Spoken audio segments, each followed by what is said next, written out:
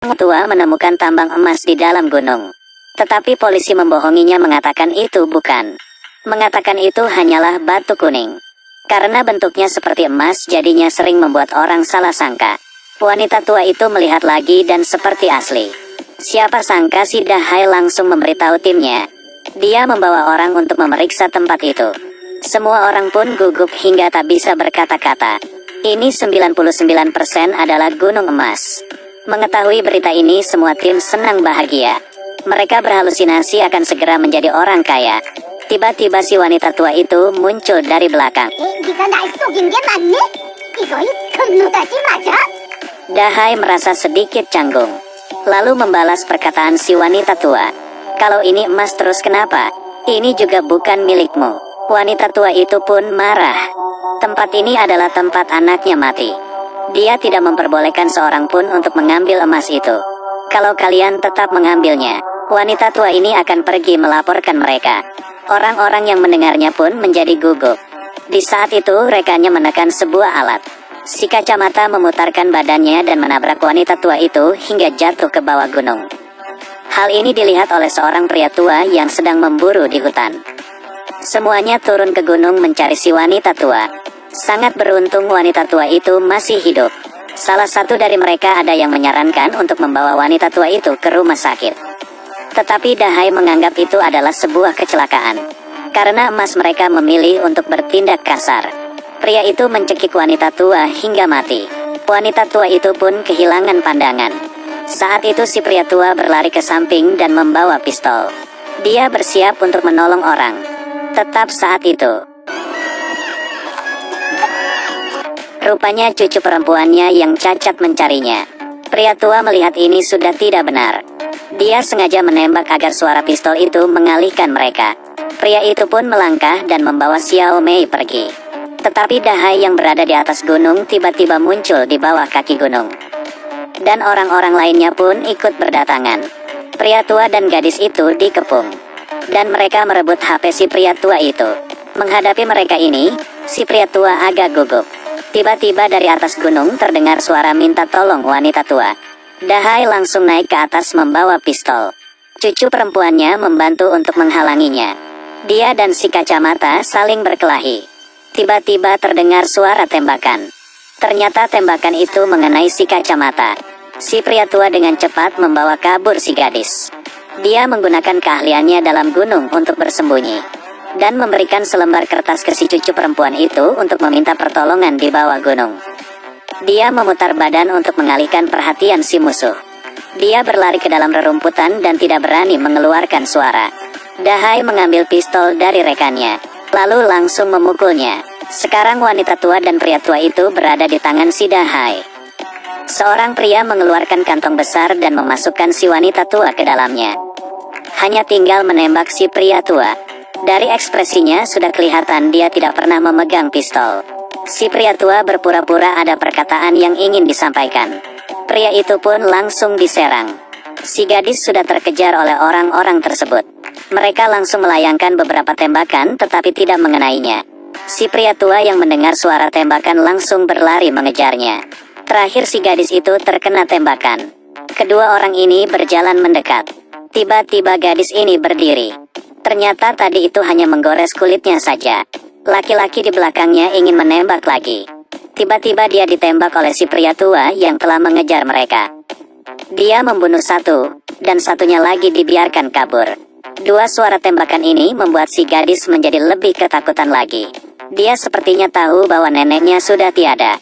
Di sisi lain, penduduk yang mendengar suara tembakan langsung melapor ke FBL. Di bawah gunung mereka juga menemukan mobil yang bukan di kota tersebut. Mereka memutuskan untuk menyelidiki gunung itu.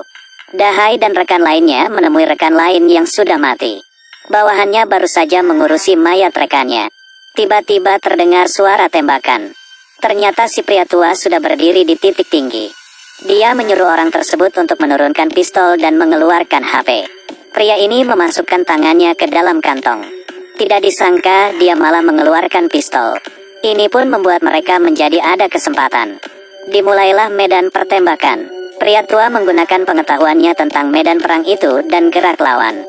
Jangan bermain-main dengan pemburu di pegunungan.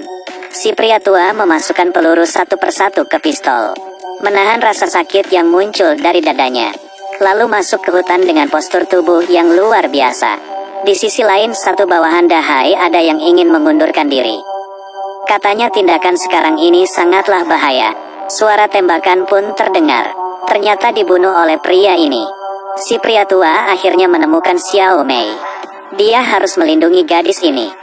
Ternyata beberapa tahun yang lalu dia adalah teman perang ayahnya Xiao Mei. Keduanya mengalami bencana di dalam tambang. Ayah Xiao Mei terbunuh karena menolonginya, sehingga dia masih bisa hidup.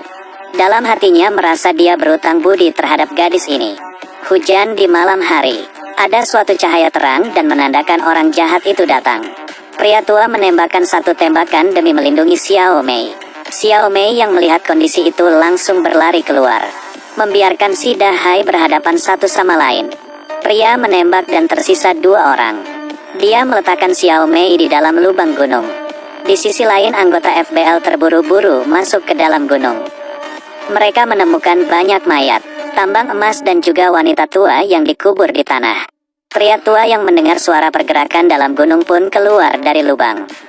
Tetapi dia tidak tahu strategi Dahai, karena harus mencabut akarnya. Dua orang melawan si pria tua, hingga di terakhir menembaknya. Dua orang yang tersisa berjalan sangat jauh. Mereka berpikir akhirnya bisa menjadi orang kaya. Tetapi tiba-tiba terdengar suara tembakan. Satu orang langsung mati. Dahai menggunakan kesempatan langsung lompat ke dalam air. Si pria tua itu juga muncul di dalam air. Ternyata dia pura-pura mati juga adalah suatu strateginya. Dia berpikir si pria tua ini sudah mati, kenapa bisa hidup lagi. Dan juga tidak tahu kenapa dia sangat melindungi si gadis itu. Si pria tua pun menembaknya hingga mati untuk menyelesaikan pembicaraan ini. Setelah mengakhiri semuanya, dia berjalan kembali ke lubang gunung untuk menjemput Xiao Mei. Tiba-tiba dia ditembak. Inilah baru Dahai yang sebenarnya. Yang dibunuh itu hanyalah adik kembarannya. Hal ini pun menjelaskan kenapa dia bisa muncul di atas gunung dan di bawah gunung. Saat itu Xiao Mei berjalan keluar. Pria tua itu menahan kakinya untuk tidak melakukan sesuatu ke si gadis. Setelah dipukul dia masih menahannya. Mulutnya terus berteriak menyuruhnya cepat kabur. Dahai pun menembak mati si pria tua di depan mata Xiao Mei, lalu mengarahkan pistol itu ke Xiao Mei. Terdengar suara tembakan lagi. Si Dahai memuntahkan darah. Ternyata tim FBL tiba. Xiao Mei yang melihat pria di tanah itu pun tidak kelihatan seperti orang bodoh lagi. Si pria tua yang melihat mukanya pun merasa tenang. Karena berkah air yang menetes dalam kehidupan akan terbayar kembali oleh mata air. Dan itu bukan hanya anugerah air yang menetes. Aku kasih kalian sesuatu. Ada tambang emas besar di pegunungan. Tidak cukup rakus untuk menelan gajah. Seorang pria perlu berperilaku seperti ini sepanjang hidupnya, berdiri tegak di dunia. Aku adalah Huo Longguo. Yang suka videonya ikuti terus ya. Terima kasih.